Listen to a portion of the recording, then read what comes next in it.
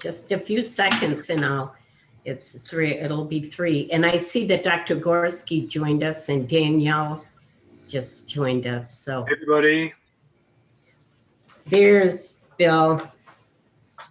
I'm going to go ahead and call this meeting to order Wednesday, March 3rd. And I will do the roll call. Mariana Body, present. Dick Kunert. Present. Ed Copeland will not join us today. Danielle Angileri. Present. Dr. Bill Gorski. Present. Dr. Terry Giardini. Dr. Julie Morris. Tim Neighbors. Present. Linda Sandquist. Here. And our advisory members, Wendy Larson Bennett and Jay Ware. So we have a couple of people still to join, but we'll just pursue the agenda. We did not receive notice of any public comment. So moving on down to our action items. First of all, I'm going to need a motion for the minutes, meeting minutes of February 3rd for approval. Do I have a A motion? second. Kim? Yeah, it's been a motion by Dick and second by Tim. Oh, second by two. Okay. So we have a motion and a second. All those in favor of approving the minutes as presented, please say aye. Aye. Aye. There's Dr. Giardini. Thank you. I'm here. Sorry, I was just stepped away for a second. I apologize. That's quite all right. Also, any opposition, same sign. So the meetings are approved. Moving down to the number 2 action item is the United Way grant deadline extension request. And Paul Oakley from United Way is going to speak to the board about an extension request. Paul, I'll go ahead and let you take it from here. Thank you, Madam Chairman. I am asking respectfully for a extension of the deadline that is already passed for United Way representing itself and a number of collaborative partners to apply for funding from the Mental Health Board. As you know, we were on the disqualified list and because Linda Sandquist is a member of the Mental Health Board and she was employed by United Way. She tendered her resignation to United Way on February 9th. And within a couple of days of that, we realized that we were now eligible to apply for funding to support our middle school programs. The deadline, though, by the time we were able to begin work in earnest, the deadline was less than 2 weeks. And when I looked at the original portal and grant application information, it was actually opened on January 13th and gave applicants 6 weeks to get their grants prepared and in order by February 24th. We had less than 2 weeks, and the grant, as you know, is a very complex document. In fact, we just got the first draft presented to us. I printed it off. It's close to 20 pages. And we are approaching getting it completed. We believe we can have it completed by early next week. I would say probably on or around March 9th. So I don't believe that if you were to extend the deadline and allow us to file our grant, that we would be holding up the process of evaluating grants and eventually making decisions. I know this is an unusual request, but I believe it's reasonable. I hope you agree with me that it's reasonable and that you would grant us the request until early next week. Again, our goal is to get the grant absolutely done by March 9th.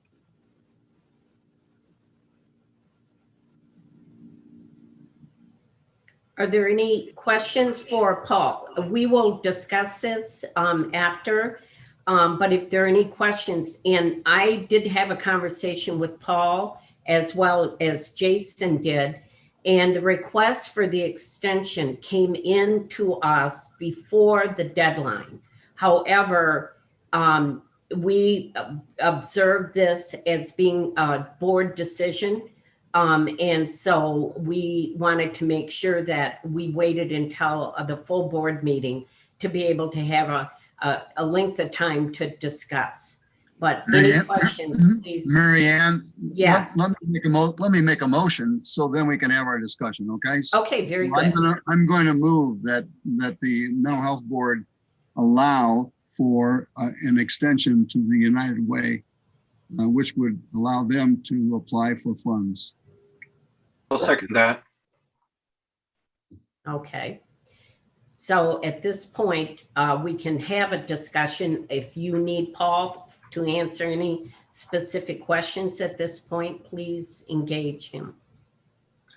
Well, Mary Ann, even just with Paul still on the phone, I'm just going to assume that we don't have anything in our rules, regulations, bylaws, whatever we want to call them, that specifically addresses this.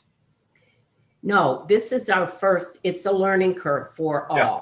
And we do not want to set a precedence with this. Obviously, this is a major concern. So the understanding from my perspective would be that we would, going forward, ensure that any applicants are completely aware of the fact that if they intend on applying, that they have to do so by the application date. And, you know, I personally withdrew from 2 boards just for this reason. And I think that we just maybe need to clarify this more so. This was extenuating circumstances because Linda resigned so close to the time that the application was due. So in this case, I do feel there's some legitimacy for the request. But we don't, correct me, Jason, or Dick, if you understand this differently, because there is not a specific part of the policy that addresses this unique circumstance. The policy in general is noted that exceptions will be made, considered by the board and made only on a case-by-case basis. So this would really fall under that general clause of being a case-by-case decision. I guess my only other question maybe for Paul is, Paul, you feel real good about that March 9th date? Because I could see one scenario of precedent where you wouldn't want it to go too far to interfere with judgment about the process in general. So you mentioned March 9th, that pretty solid in your mind? I believe it is a pretty solid date. In my discussions with Jason, he actually indicated that it could possibly go to the 12th. I'm not interested in going that long. I think we can have it done by the 9th. Thank you. You know, I think this is a unique set of facts. It's not like somebody says to our board, oh, I just found out about you 2 weeks before the deadline. That's an inattention. This is a situation where Paul and the United Way has been very deeply involved in the creation of the mental health board. And that being said, was aware of the limitations, but then their circumstances completely changed. So I think this is distinguishable on the facts on the ground. And I think that would lobby in favor of allowing that kind of permit or flexibility in deadlines. And we might even consider looking at our rules and regs, so to speak, down the road to allow for a little flexibility in the future. I have a question, and I don't know what's going on with my camera, but I look all funny, so I apologize. No, you look good today. Oh, thank you. Thank you. Maybe I'll just leave it like this then. But what is the timeline that we presented to the public about when we would make the next step decision? Are we? This will not impact that deadline at all. We will be able to review their grant along in the same time frame as, you know, prior to any public deadline. Okay, thank you. Just to clarify also, Dr. Morris, our current timeline dictates that we will have completed grant evaluations In terms of the scoring component of it, board members' reviews and scoring by March 31st. Thank you.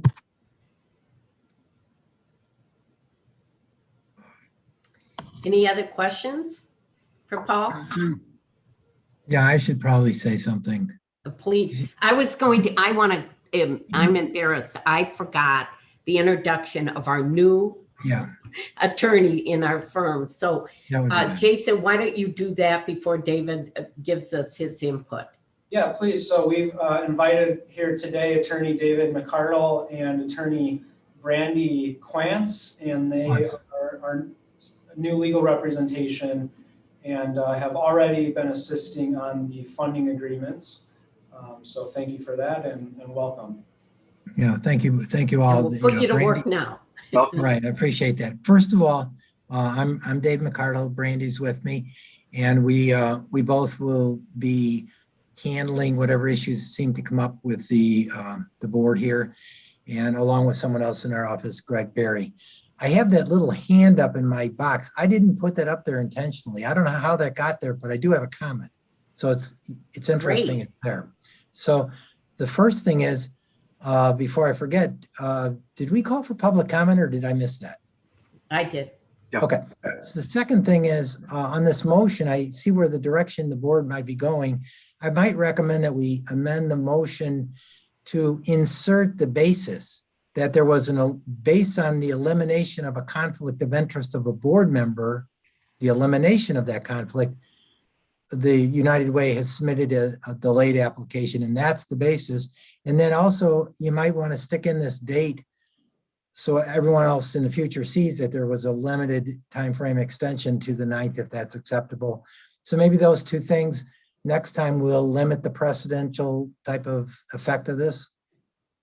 And that's all I have till we get the funding. Very good. Thank you. Mary Ann? Yes. I think it's I wonder if but he was on mute. Sorry to interrupt. Pardon me? No, that's all right, Julie. I just had a quick question for Dave. Thank you for that and welcome to both of you. I wondered if moving forward, I found it significant that the request came in for extension before the deadline actually occurred. Now, maybe we don't want to box ourselves in for the future relative to precedent on that.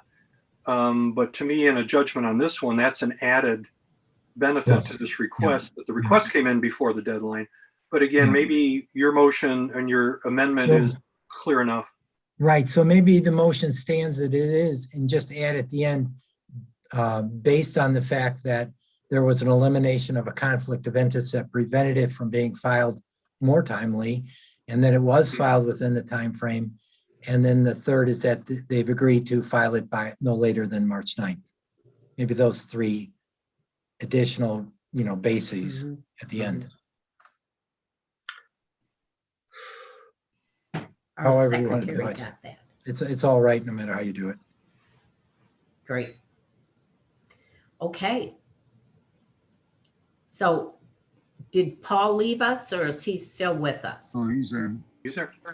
Okay. So, So I call the question? yeah. That's what I'm asking for. Any additional questions or are we okay with moving on? We have a motion and a second. So we'll take action. So I'm going to bring this to a vote at this point in time. So all those in favor of the United Way extension until March 9th, please say aye. Aye. Should we amend the motion or discuss the amended motion that Attorney Well- McCardle recommended?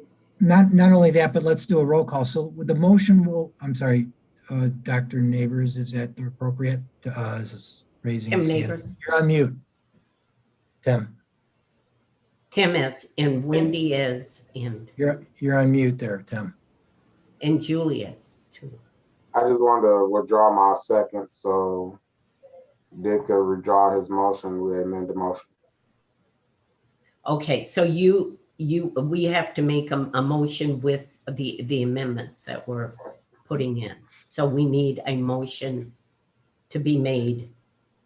So So why don't I do that? The proposed motion would be to grant the United Way deadline extension request based on the fact that there was an elimination of a conflict of interest by a former board member of this board.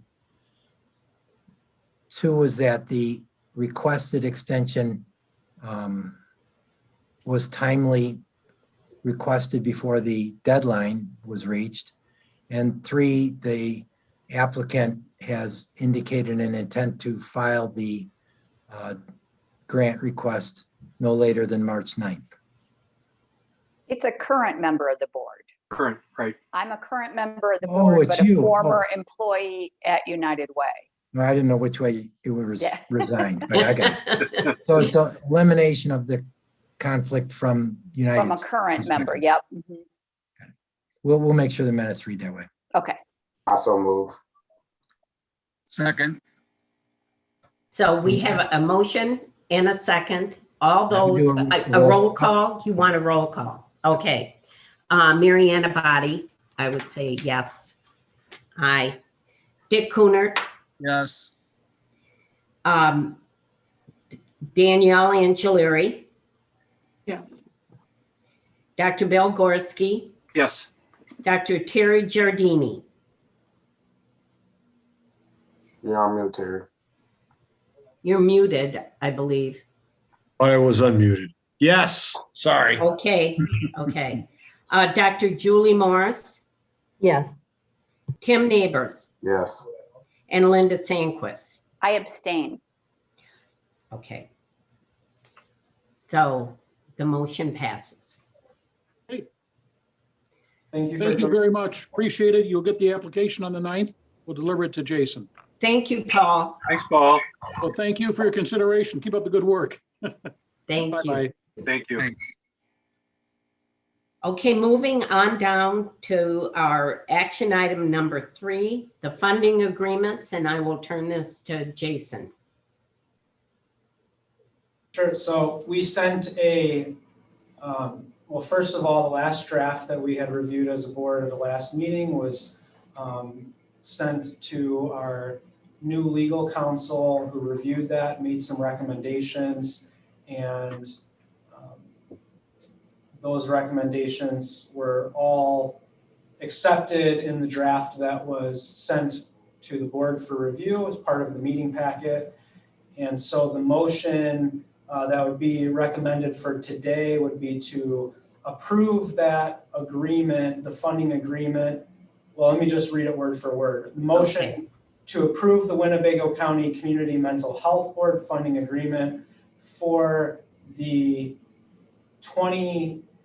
there's a mistake there. It's actually the 2022 program year, subject to final review by the community health coordinator, myself, and the Winnebago County Community Mental Health Board legal counsel prior to the distribution to grant applicants. So the idea of that last part would be that we could send these funding agreements out to all of the grant applicants now, letting them know that they could start their internal review, should that need their own internal legal review or other administrative review, so that we can have a faster turnaround time in April when we actually announce awards and seek for these funding agreements to be signed. As it stands, our current timetable would be to make decisions on April 14th and to try to get the basically have a 2 or 3 week turnaround time to have funding agreements signed so that we can get the payment request submitted to the county for payment by June 1st. So with that being such a quick turnaround window, it would be nice to get those out earlier so we can get that initial review from agencies so they can anticipate what's going to be there. So Jason, the motion that we need is for the funding agreement that contains everything that you just read to us. But also, is it the timeline that we need to get these funding? No, the timeline has already been established. The timeline was established as part of the notice of funding opportunity that was sent out. We have not deviated from that timeline. Okay, Motion includes basically the preliminary approval of the funding agreement subject to any additional review that might be needed by myself and legal counsel, and distributing that funding agreement to grant applicants for their review. all right. So we need a motion and a So second. moved. So moved. Okay. Second. Tim had raised his hand, so Tim Neighbors second.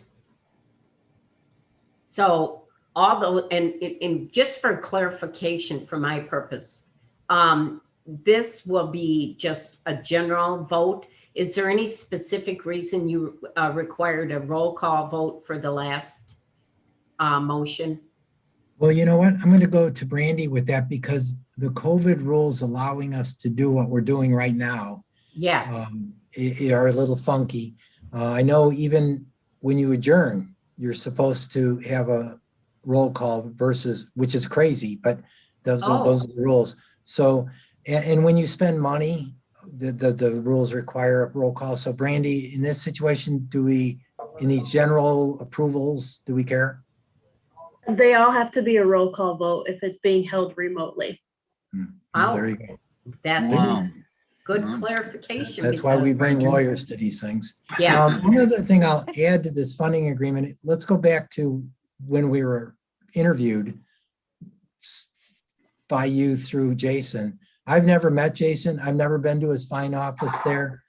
Our role is very clearly to be as limited as possible to work within what you have to work with. And we happen to represent the McHenry County Mental Health Board, which was convenient. And so we picked as much as we could from their form of agreement, which we were deeply involved with in preparing. So we customized it. And our whole goal here as legal representatives of you is to keep you out of trouble at as little cost as possible. I think we can get that done. We've done it for McHenry County as well. And we do it for a lot of cities and villages. And I think it should work if we don't get ourselves going down the wrong path somewhere on some other topic. But this one seems smooth. Brandy was the brains behind some of the edits here, along with Greg in the office. So if you have any questions on the specifics of it, just let us know when she's here. okay, well, thank you very much. So for the motion and the Mary Ann? second, for the funding agreements, I will be calling roll call. Mary Ann, I He has, have a Oh, question. I'm Mary Ann. sorry, you have questions? Yeah, sorry. I apologize I'm for glad you. Dave and Brandy. So as our attorneys, is there anything you would pull out of the agreement for board members and say you particularly should be aware of this part of it? Or, I mean, I've gone over it. It seems perfectly appropriate. Or was there anything in your edits that is of substance that we should be made aware of? I don't believe that there's anything specific that you need to be concerned about.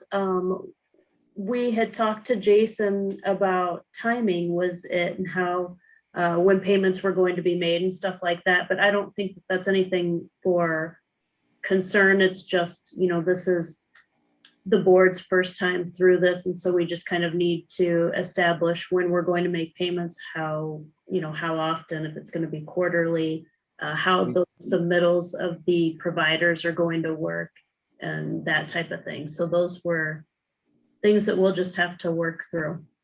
Yeah, I wouldn't call this a unilateral agreement between us and the funded agencies, but through the McHenry County Mental Health Board, we did tighten this up recently last year. One of the provisions that comes to mind is the clawback provision that if they don't spend the money, it comes back to us. We didn't used to have that. And it was like, well, who gets to keep it? And so we tightened that up. And so a lot of these provisions that we've provided for are in our favor, if that's a way to phrase it. But the reason we're keeping it open here for edits is that if we do give it to a funded agency, and in this case, we're talking about the county and the city, if they have edits that need to be made that kind of balance the positions, we'll certainly work on those. And we may bring those back to you if they're significant enough. But we think it's in pretty good shape right now if they accept it as is. Great, thank you for that. Yeah, Mary Ann, based on the discussion that we had the other night when Jason did his presentation to the county board, I think you did a really great job, David and Brandy, with the document because it touches all the bases that we got questions from the board members. Right, Tim? Yeah, and the other, it calls for accountability of the money. It calls for accountability of the service. And the very point that you're bringing up was something that was asked about, and that is, if they don't spend the money on the right stuff, do we get the money back? Right. yeah. Okay. So again, it really did. It hit all the touchstones. Good to hear. Thanks, Dick. I got to Any admit, other- wait, I got to admit another reason we put in the kicker that subject to our review is because we did it pretty quickly.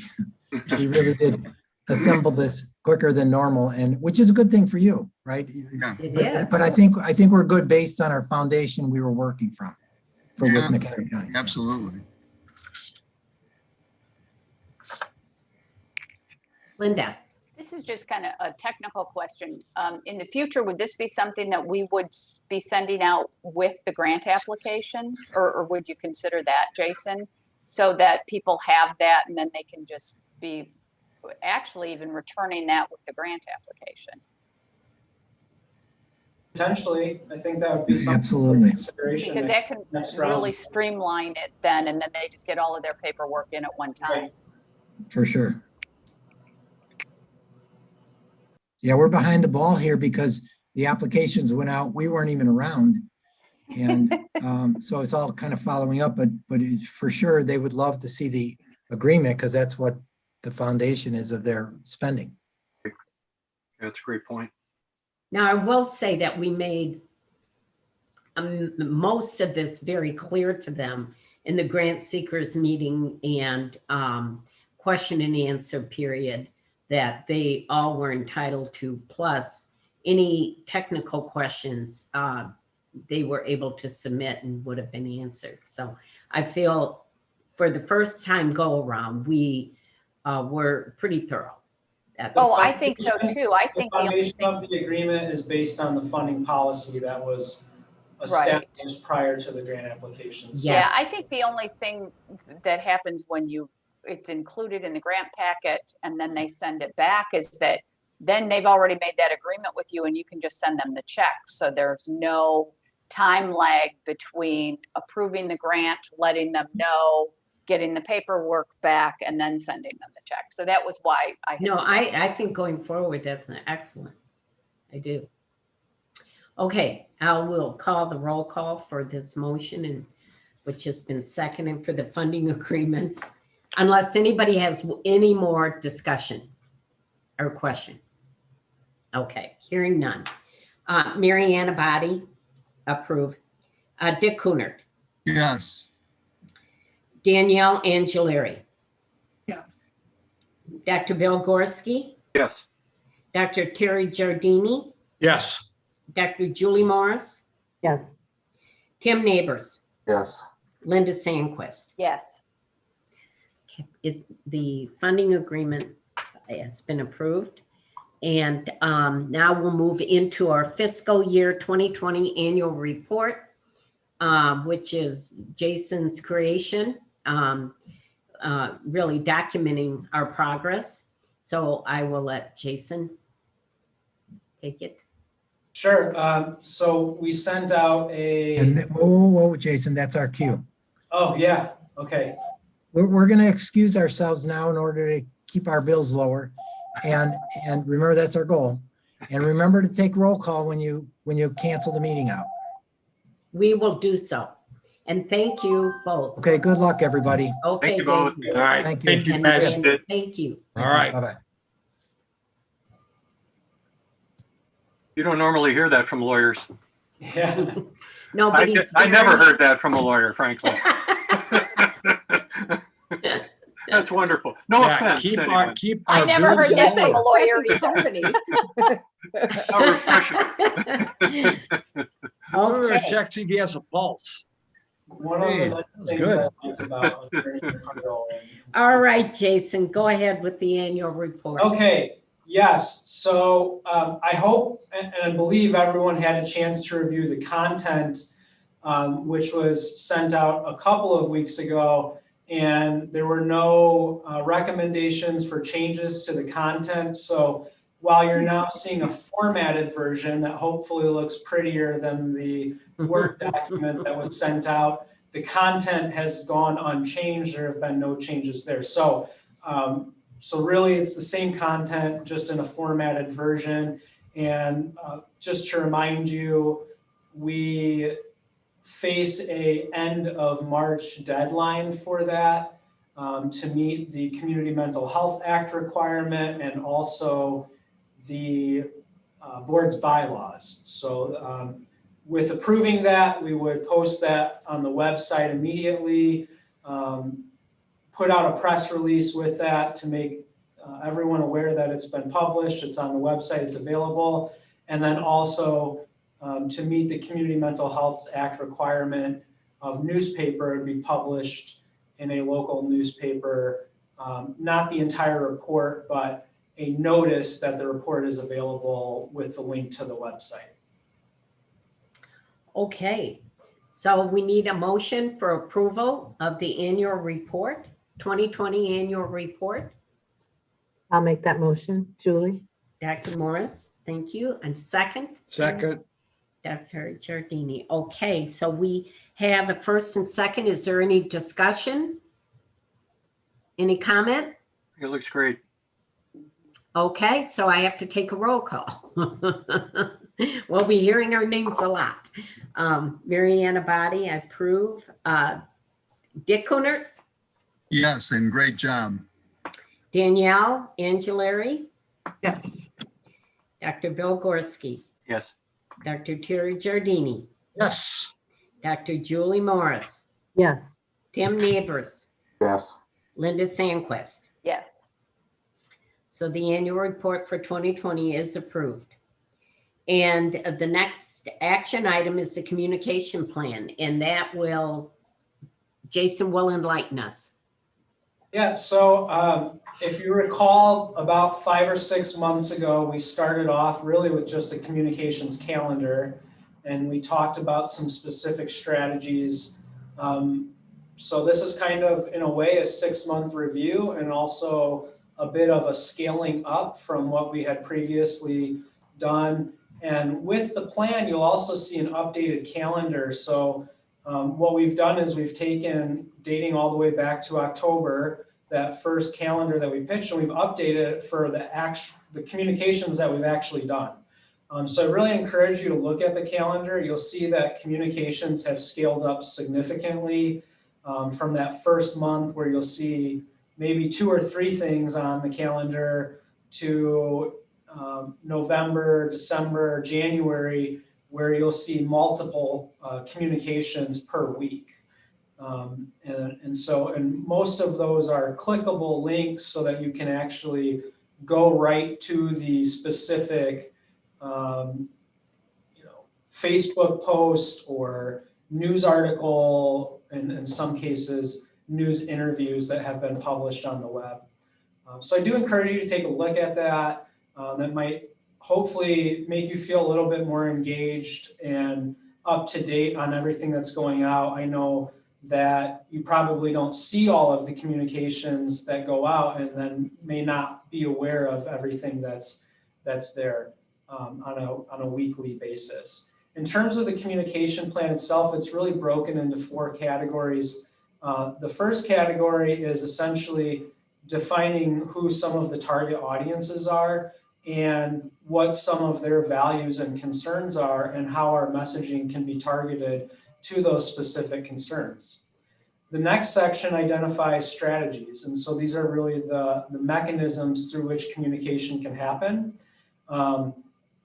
That includes social media, that includes news media such as newspaper and television news, that includes press releases, press conferences, PSAs, and a number of other mediums and then kind of defining where are those most appropriate? When should that particular medium be used? What is it most useful for?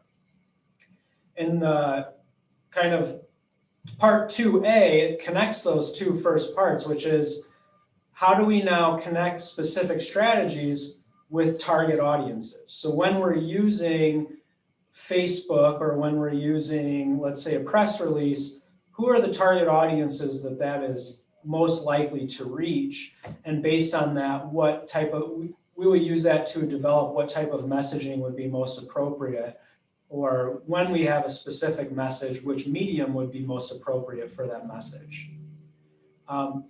The third section, which maybe I'm most proud of, is some accessibility recommendations. And so in looking at communications and trying to align that with the board's values, certainly the transparency is a big part of that, but also accessibility. And so we've done some research on what are the current recommendations for being really accessible to low vision, low hearing, and the disability community, specifically when using different communication mediums, and have some specific recommendations and best practices that we've highlighted that we can aspire to across all of our communication mediums.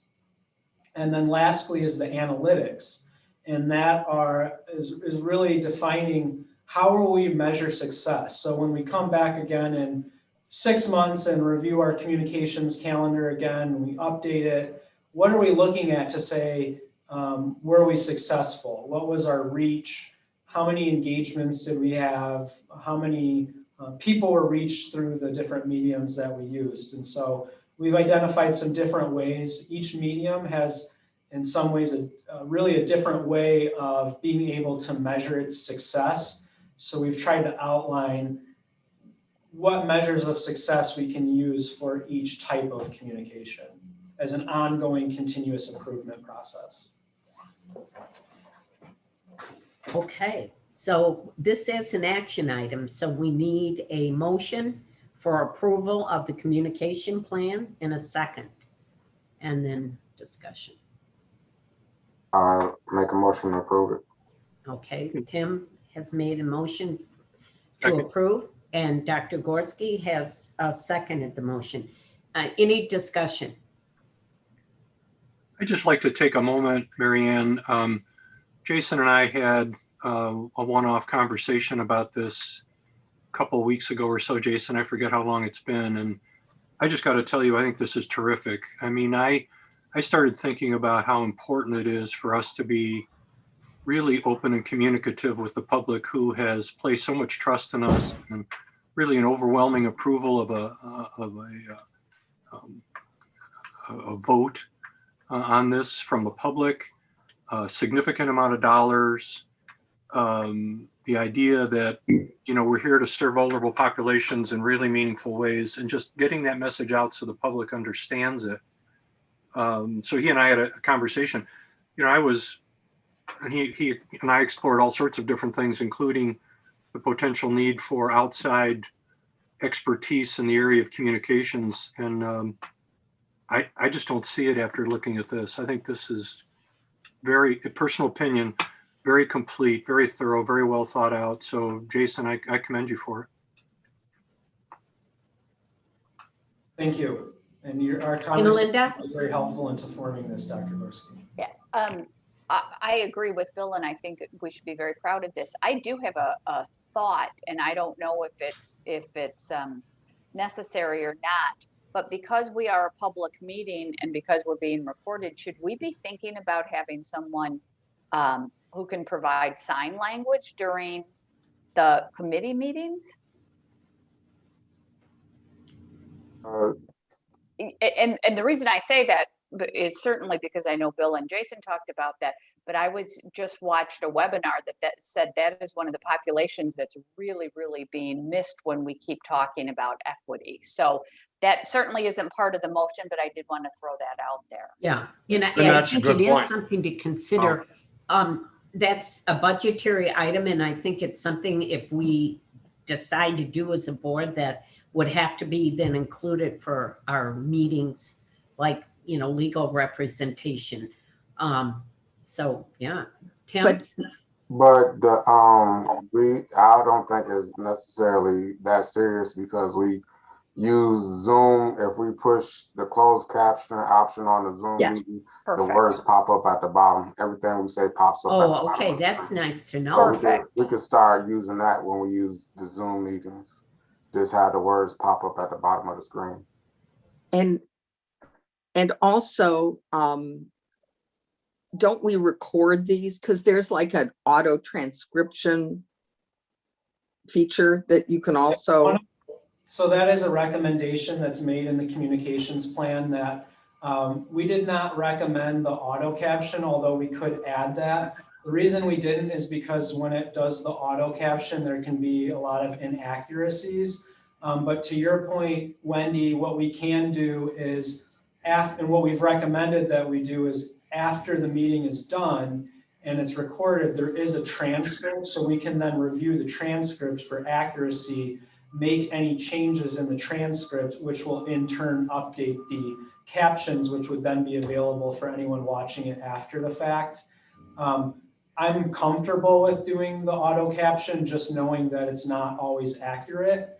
And Linda, to your point, it is recommended by some that American Sign Language be done even for live meetings on Zoom. There is a cost with that. What we have recommended is that anything that is a very significant moment in time, like a press release, I'm sorry, not a press release, but a press conference, that even if we're doing the press conference online through Zoom, that we have a sign language interpreter for the press conference, because we're using those at critical moments when we're updating the community about something very significant.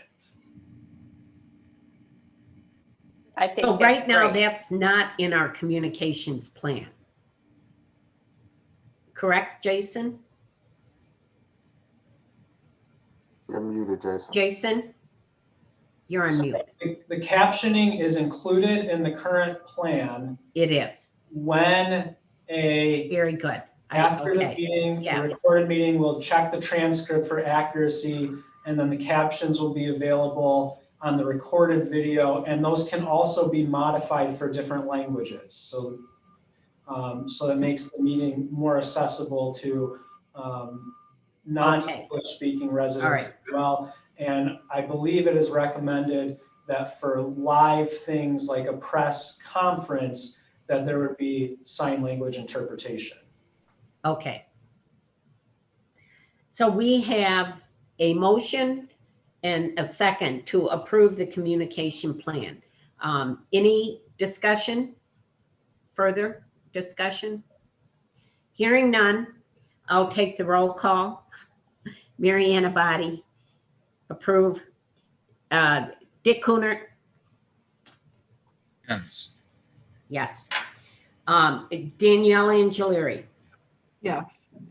Dr. Bill Gorski? Yes. Dr. Terry Giardini? Yes. Dr. Julie Morris? Yes. Tim Neighbors? Yes. And Linda Sandquist? Yes. Okay, communications plan is approved. Discussion items, it's grant evaluation assignments and process. And Jason is got a few words on Okay, this. yeah, so this is a discussion item and not an action item. This, because we're not proposing anything new here. This is just a reminder of the process that we've already decided on when we were talking about the notice of funding opportunity and dictating the timeline there. So we have received, as noted, 17 different applications from 15 unique organizations. There are a number of collaborative proposals that then extend to through many more agencies. The total request for funding was $11.2 million. We have $8.8 million to allocate. And of course, we know that based on today's conversation, we will likely be receiving one more application to that list. So we are now ready to assign these applications to reviewers. Board members that have volunteered to review and score applications are Mary Ann, Linda, Danielle, Dick, and Terry. If any additional board members wish to score all of the applications, please let me know and I can quickly assign those to you as well. Maybe now knowing that there's only 17, that might change your previous consideration about what amount of time that would take. However, even if you are not going to be part of the scoring group, I do encourage you, you have access by registering in the grant portal to go through and review the applications. And I do encourage you to do that so that you can participate in the conversation in April in a substantial way and be informed with what has been requested. Yes, Tim. I don't want to score any of the applications, but I would like to get with somebody that is scoring and reviewing just to know the thought process on why they do or why they score or review in a particular way, just so I can get a better understanding, because I can read it, but a lot of times, you know, since I'm not a clinician or in the mental health field, I don't understand what's going on. So Understood, Tim. if I watch somebody else score or review different applications. So to that point, I'll skip ahead and say the scoring will end March 31st. And between that time and the April 7th board meeting, I will put together a summary packet so that you, Tim, and others that did not score the applications can see the scores and summarize some of the comments and feedback that were provided with those scores so that you can quickly get up to speed and understand what the rationale was behind some of those scores, and that can inform your participation and discussion in the April 7th board meeting. All of that. Well, I think what I hear from Tim is there's something a little different in that. And all I would say is, Tim, I'd be happy to work with you. I mean, okay. So if sometime, if I'm working at doing the scoring, you know, I'd be happy to give you a call or set up a time that we could mutually watch, see what we're doing. Okay, that'd be great. I appreciate that. Okay. Okay. On April 14th, so after the April 7th meeting, I will put together a packet of recommendations based on the board's discussion on April 7th about what types of programs we want to fund and at what levels. And then we will have I hope you all have it saved on your calendar. I've sent out the meeting invitation for a special board meeting on April 14th, maybe a month or two back. So hopefully you've accepted that. If you don't have it, please mark it on your calendar now or quickly contact me so I can resend the meeting invitation. That will be a special meeting to make final votes. That way we're not having discussion and then having to make a vote during that same meeting. It gives everybody a chance to breathe, reflect, and then we come back a week later to make votes. Yes, Linda. What time is that meeting? 2 o'clock. Is that at 2? Yes, 2 o'clock. For those of you that are reviewing applications, scoring them, or you're reading them and reviewing them otherwise, and you have points of clarification that are needed on an application, please send that to me. Please email that to me. I will provide clarification if I am already aware of the answer, and if not, I will reach out to the grant writer and ask the questions so that we can get that information and then send it to all of the board members so you have that updated information. Yes, Julie. Just back to Linda's question, were you talking about the supplemental meeting on the 14th? Yes. Because I have it on my calendar that you sent at 1:30, not 2 o'clock. I do as well, Julie. Okay. Yeah, I see it at 1:30. And that's in person? It's not a Zoom meeting? It also says RPC Mezzanine North. That always says that, but it's Zoom. Oh, it does? Okay. Still first time I noticed it. I'll Okay. send a Zoom link. I probably, because it's not on the recurring meeting schedule, it didn't automatically. And I apologize. I thought that was scheduled for 2 o'clock to keep it at the normal meeting cadence. Maybe there was a reason I'm not remembering that we scheduled it for 1:30. Does 1:30 work for everybody? Okay. Yep. So we'll keep it as scheduled then at 1:30.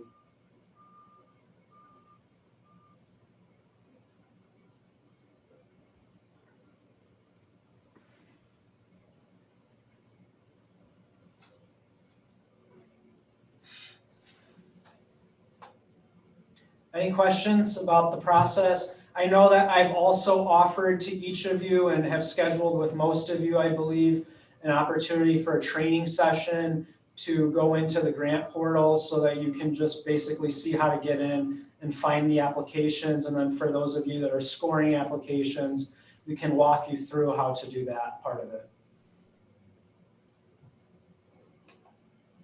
Very helpful. Thank you, Jason. Very helpful.